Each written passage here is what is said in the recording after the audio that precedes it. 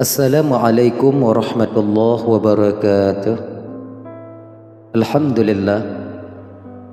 Allahumma salli wa sallim ala sayyidina Muhammad ibn Abdillah wa ala alihi wa ashabihi wa man tabi'ahu ila yaumil qiyamah. Ikhwan yang dimuliakan oleh Allah Subhanahu wa taala, boleh jadi kita bukan seorang orang tua, namun sudah barang tentu dan pasti bahwa kita adalah seorang anak. Oleh karena itu, kita sebagai anak, di samping diperintahkan untuk taat kepada Allah, juga kita ditekankan untuk berbakti kepada kedua orang tua. Karena mereka, sekarang kita dapat menyaksikan dunia yang indah ini.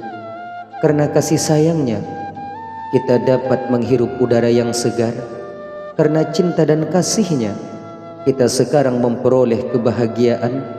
Dan karena pengorbanannya, kita sekarang mencapai yang namanya keberhasilan. Mereka adalah orang yang tak pernah bosan mencintai dan menyayangi anak-anaknya. Cintanya tak pernah mengharapkan imbalan, sayangnya pun tak pernah mengharapkan balasan.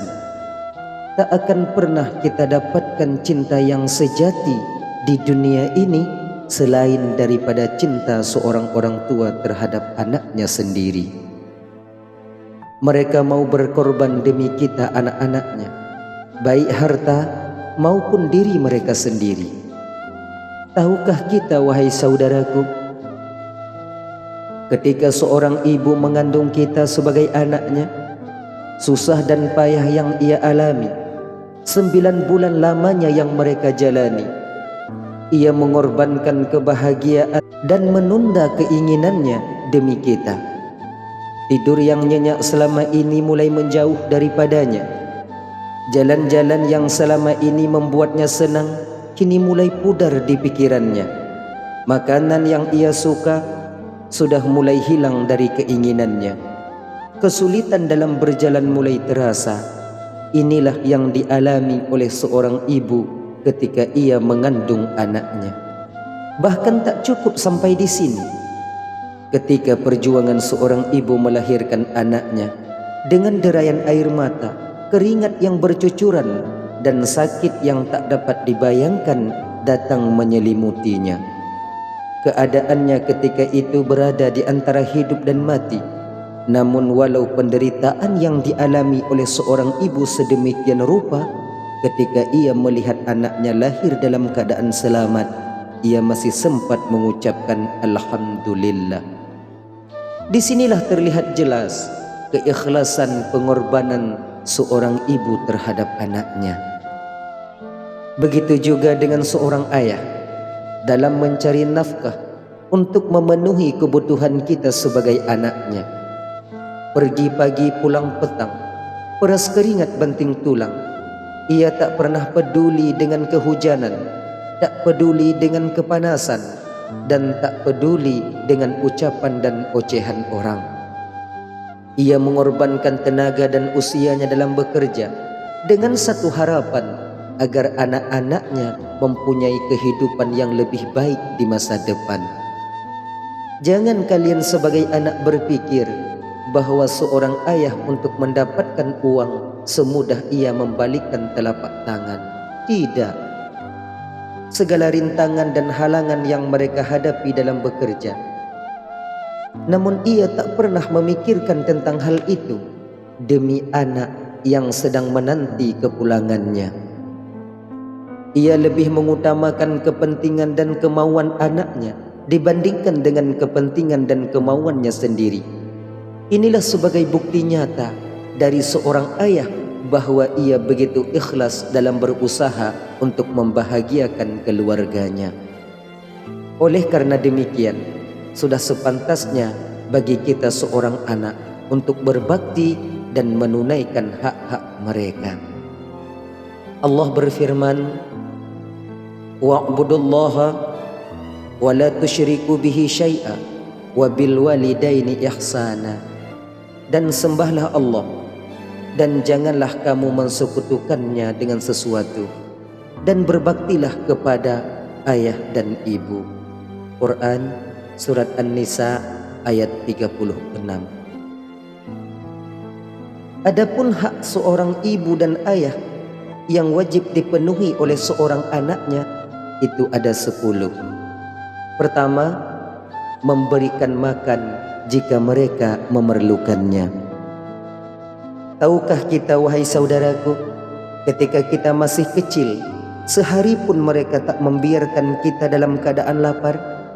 Mereka berusaha dengan berbagai cara untuk mendapatkan makanan. Bahkan kalau makanan yang didapat cuma sedikit, mereka akan memberikan semua makanan itu kepada anaknya.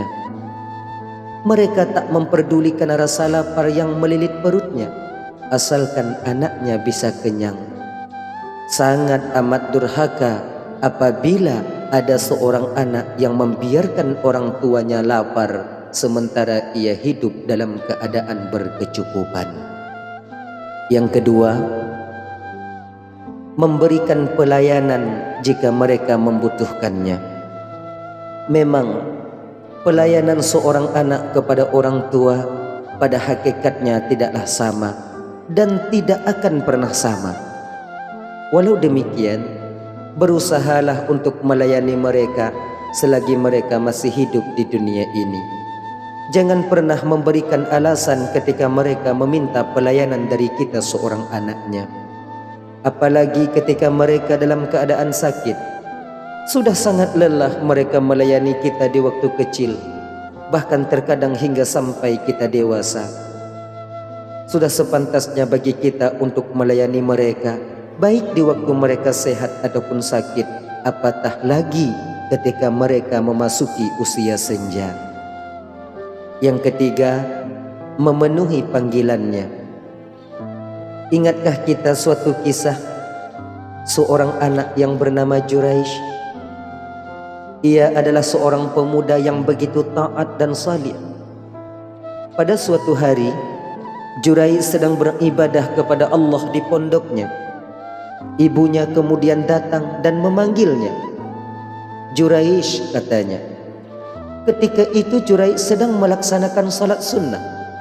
Mendengar panggilan ibunya di luar, Juraish berkata dalam batinnya, "Ya Allah, ibuku atau salatku?" Namun Juraish meneruskan salatnya dan memilih tak menjawab panggilan ibunya. Lalu pulanglah sang ibu. Keesokan harinya ibu ini kembali lagi, terus memanggil Juraish. Namun Juraish juga berada dalam keadaan salat dan ia memilih salatnya. Di hari yang ketiga, ibu ini kembali lagi. Namun kejadiannya tetap sama. Juraish memilih salatnya. Ketika tak mendapatkan jawaban dari anak yang ia panggil, akhirnya ibu ini berkata, "Ya Allah, jangan matikan anakku sebelum ia bertemu dengan wanita yang jalang." Seiring berjalannya waktu, ketaatan Juraish mulai tersebar di masyarakat Bani Israel ketika itu. Dan mereka pun suka membincangkan tentang ketaatannya. Lalu, ketika itu lewatlah seorang wanita yang begitu cantik, yang laki-laki pasti tergoda melihat kecantikannya. Namun sayang, ia mempunyai akhlak tak secantik wajah yang telah Allah titipkan kepadanya. Lalu wanita ini berkata kepada mereka, "Ibadah Juraish itu tak sehebat yang kalian bayangkan. Ia mampu melakukannya sebelum ia bertemu denganku. Akan kubuktikan kepada kalian, apabila ia melihatku, maka ibadahnya tak akan menang melawan kecantikanku." Wanita itu pun lalu mendatangi Juraish di pondoknya dan menggodanya dengan bermacam cara yang ia bisa. Bahkan, sampai sehelai benang pun tak ada yang melekat di tubuhnya. Namun Juraish tak memperdulikannya. Ia sibuk dengan bermunajah kepada Allah. Wanita itu pun ketika itu berputus asa. karena malu dengan kata-kata yang telah disampaikan kepada masyarakat Bani Israel, lalu ia datang menemui seorang pengembala dan memintanya untuk berbuat haram kepadanya. Wanita itu pun hamil. Ketika ia telah melahirkan, ia berkata kepada Bani Israel, "Inilah anak Juraisy. Inilah yang dilakukan oleh Juraisy kepadaku." Ketika mereka mendengar ucapan wanita ini, lalu mereka marah dan mendatangi Juraisy. Mereka merobohkan pondoknya dan memukul Juraisy. Ketika mereka bersiap untuk membunuhnya, Juraisy ketika itu berkata, "Kenapa kalian melakukan ini?" Lalu mereka menjawab, "Kau telah menodai wanita ini hingga ia melahirkan anakmu." Lalu Juraisy berkata, "Saudaraku, hari ini walaupun aku bersumpah dengan nama Allah, kalian pasti tak akan mempercayaiku. Jadi kita tanya kepada anak ini, siapa sebenarnya ayahnya?" Lalu anak itu dibawakan ke hadapan Juraisy. Lalu Juraisy memegang perutnya sambil berkata, "Ya ghulam, qul man abun." "Nak, siapa sebenarnya ayahmu?"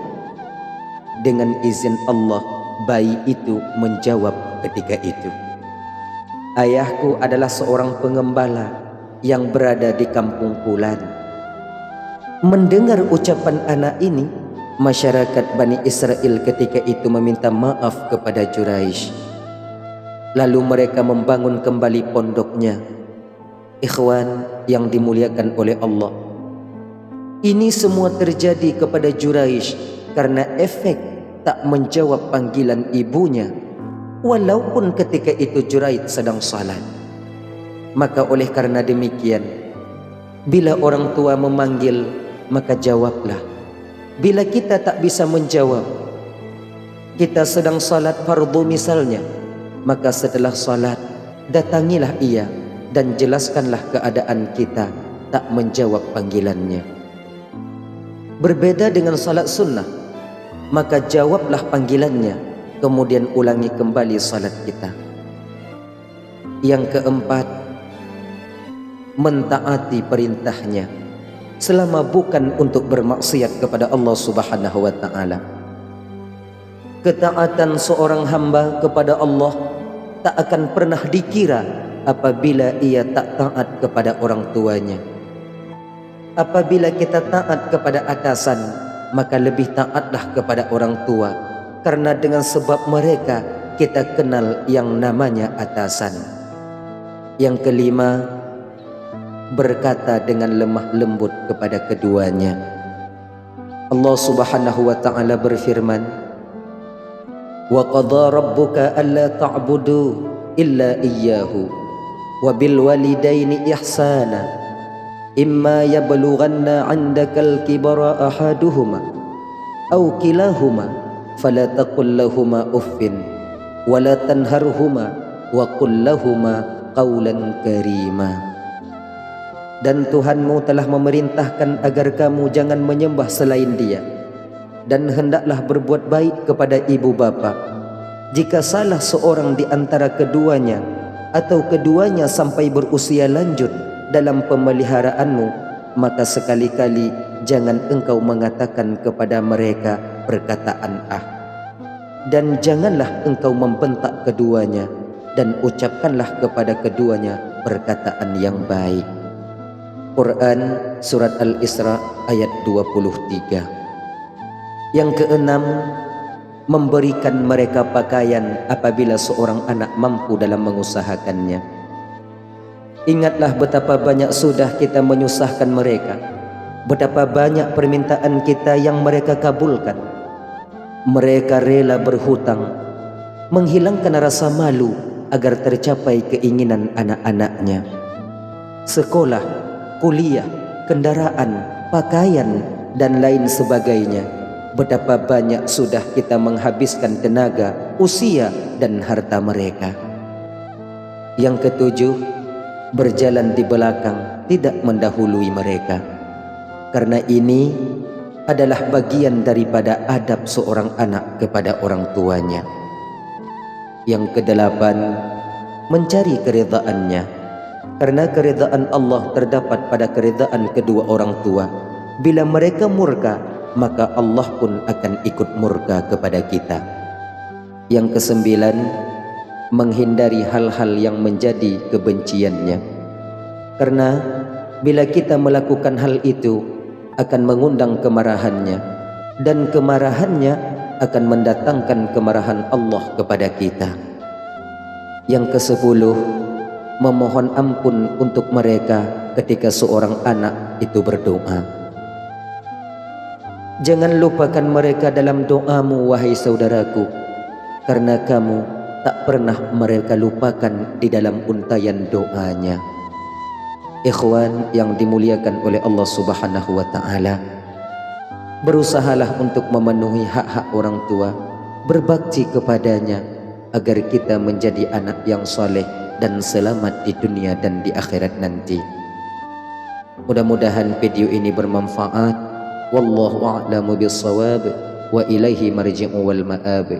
Assalamualaikum warahmatullahi wabarakatuh.